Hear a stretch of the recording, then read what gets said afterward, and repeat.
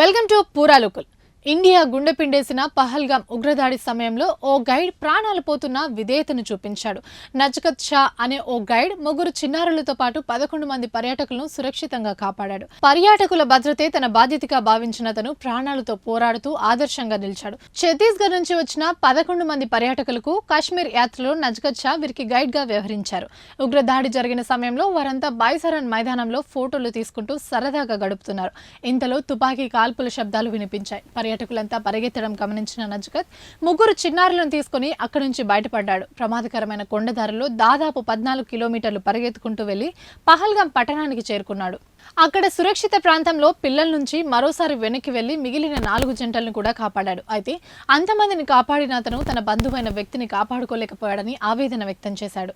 తనను నమ్మిన పర్యాటకులు క్షేమంగా తిరిగి వెళ్లే వరకు వారి వెంటే ఉండటం తన బాధ్యతగా భావించానని ఆయన తెలిపాడు. ఇవి ఇప్పటివరకు ఉన్న అప్డేట్స్. మరిన్ని అప్డేట్స్ కోసం చూస్తూనే ఉండండి పూరా లోకల్.